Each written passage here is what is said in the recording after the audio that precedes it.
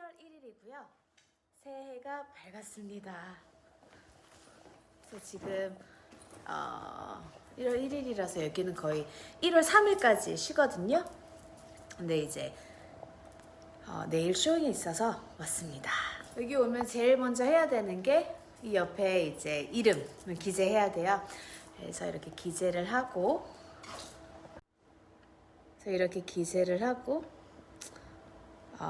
오늘 하루를 시작하려고 합니다. 그래서 오늘 해야 될 거는 유튜브 영상 편집 좀 하고요. 그 다음에 2022년도 다가오는 벌써 왔죠. 2022년도 저희 계획 짜고 이제 플랜 짜고 비즈니스 플랜 짜고요. 그 다음에 내일 쇼잉 준비하도록 하겠습니다. 따라오시죠. Let's go! 알로하, 안녕하세요. 하와이 부동산 로즈장입니다. 새해 복 많이 받으세요. 여기는 지금 2022년 1월 1일이고요. 오후 한 4시가 다 되어 가는데 어제 자정에 파이어워크가 정말 크게 열렸어요. 하와이는 겨울에 비가 정말 많이 와요. 그래서 하와이 이제 휴가 오실 분들은 겨울을 피해 오시는 게 좋을 것 같아요. 근데 여튼 요즘 계속 비가 많이 와가지고 파이어워크 할 수 있을까 사람들이 되게 궁금했는데 다행히 바로 직전에 비가 그쳐줘가지고 파이어워크를 한 1시간에서 1시간 반 정도 했던 것 같아요. 그래서 하와이는 New Year's Eve 12월 31일에서 1월 1일이 되는 자정에 파이어워크가 정말 크게 열리는데 1년 내내 사람들이 조금씩 이제 파이어워크를 사서 모아놨다가 12월 31일 그래서 1월 1일이 되는 자정이 아주 크게 열려요. 지금 보시는 영상이 어제 파이어워크 영상인데요. 정말 사람들이 이렇게 많이 파이어워크를 해요. 그래서 하와이는 연말에 오시면은 이렇게 정말 재밌는 경험을 하실 수 있을 것 같아요.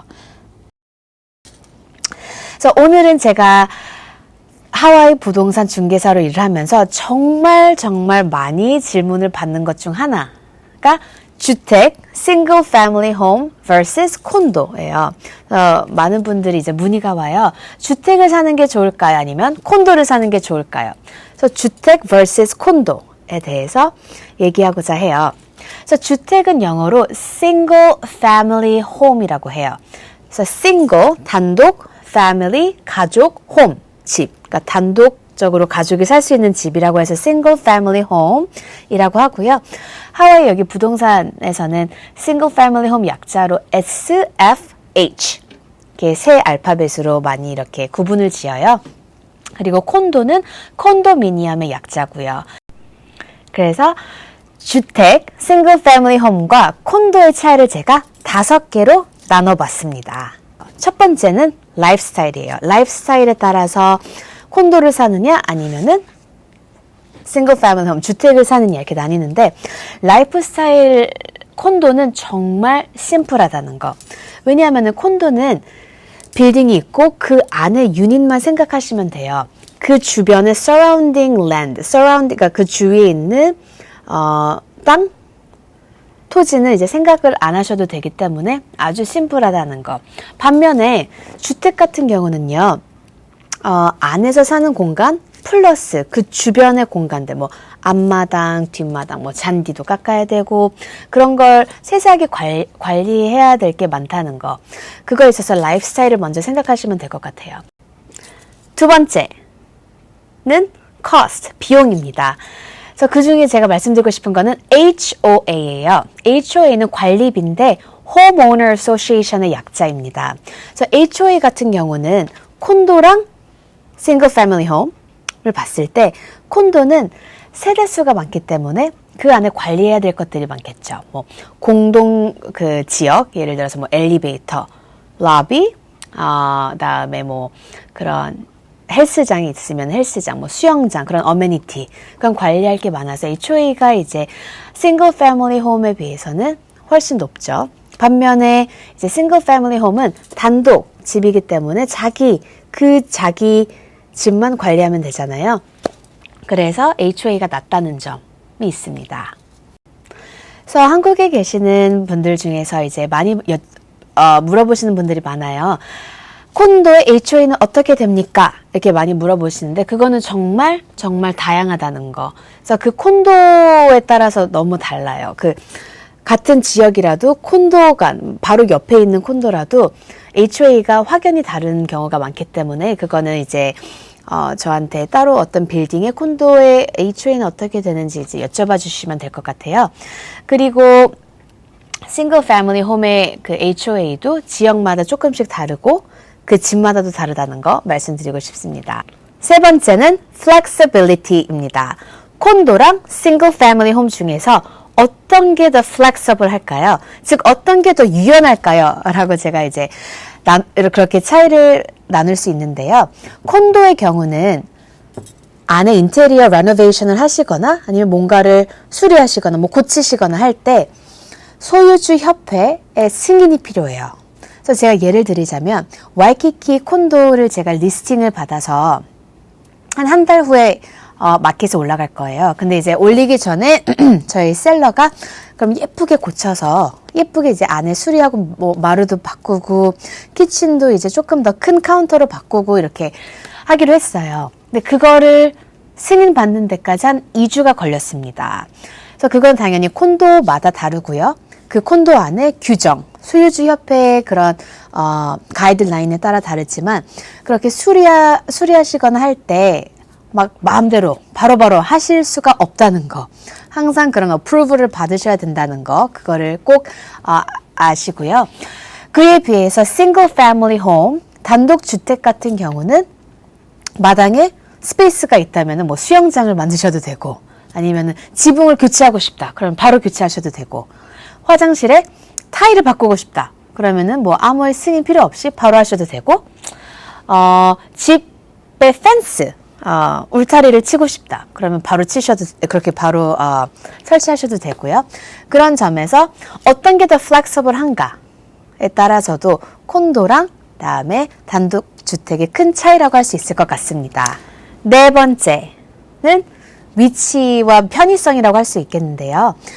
콘도의 경우는 아주 복잡한 시내에 아주 많이 있어요.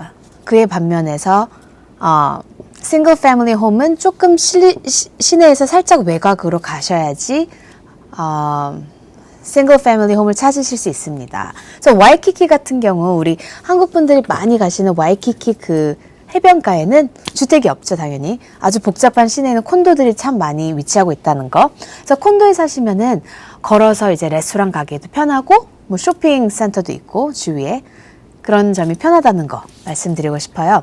그에 비해서 이제 싱글 패밀리 홈은 좀 외곽에 있기 때문에 뭐 와이키키에서 아니면 와이키키나 알라모아나 같은 시내에서 뭐 10분이나 20분 정도 운전해서 가셔야 되니까 이제 출퇴근하시기에 시간이 좀 소요된다는 거 그런 차이가 있습니다. 다섯 번째는 규칙입니다.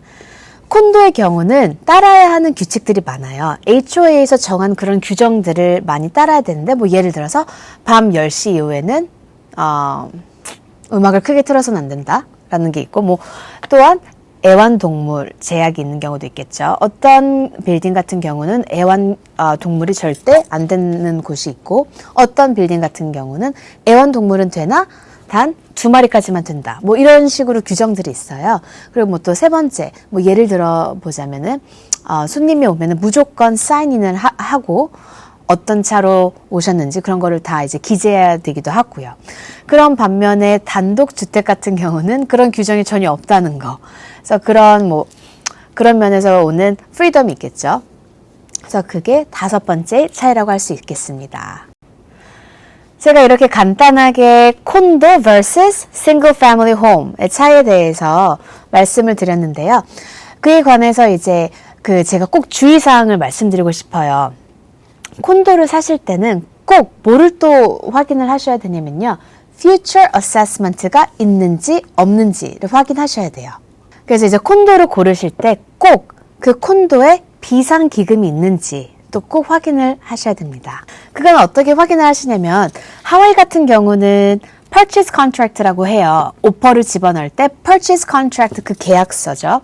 오퍼 계약서 14장짜리가 있습니다. 그래서 거기 안에 콘도 document, 콘도 docs라고 하거든요. 콘도 docs를 확인을 하는 사항이 있어요. 즉 셀러가 파는 사람이 바이어한테 무조건 그 콘도가 콘도라면 콘도의 규정, 모든 규정에 대해서 바이어한테 제공을 해야 됩니다. 그래서 이제 바이어는 그걸 쫙 읽고 그 안에 얼마나 뭐 비상기금이 비축이 되어 있는지, 왜냐면 그 기금으로 나중에 추후에 그 콘도의 뭐 보수나 유지에 쓸 수가 있기 때문에 그런 거를 다 확인을 하셔야 돼요. 그래서 확인을 하실 때 이 콘도가 갖고 있는 그 비상금이라고 해야 되죠. HOA의 일부분, 그러니까 매월 관리비를 내실 때 그 금액의 일부분을 그 콘도 자체적으로 조금씩 이제 모아놔요. 그래서 나중에 추후에 뭐 로비를 레노베이션 한다던가 파이프를 바꾸다던가 할 때 그걸로 쓰는 거죠. 근데 그런 펀드가 아주 적다면은 그거는 나중에 혹시 불운한 경우가 이제 생겼을 때 그 유닛들, 모든 세대수의 오너들이 그 비용을 감당하셔야 된다는 그런 경우도 있으니까 그런 걸 꼭 체크하시면 좋을 것 같아요. 그래서 저는 바이어분들이랑 일할 때 콘도에 오퍼 넣기 전에 저는 항상 죄송합니다. 저는 항상 리스팅 에이전트한테 전화를 해서 물어봐요. 혹시 이 콘도에 future assessment가 있는지, 즉 이 콘도의 미래에 다가오는 뭐 수리, 보수할 그런 계획들이 있는지. 왜냐면 그거에 따라서도 HOA, 즉 매월 내셔야 되는 관리비가 인상이 될 수 있기 때문에 그런 거를 저는 항상 꼭 따지고 물어보고 체크를 합니다. 오늘은 이렇게 콘도 vs single family home에 관해서 얘기를 했는데요. 이 밖에 궁금한 점이 있으시면은 제가 밑에 클릭하시면 제 연락처가 나와요. 뭐 카카오톡으로 연락하셔도 되고 이메일로 문의 주셔도 되고요. 그래서 언제든지 연락 주시고요. 오늘 하루도 즐거운 하루 보내시고 저는 다음 영상으로 찾아뵙겠습니다. 알로하!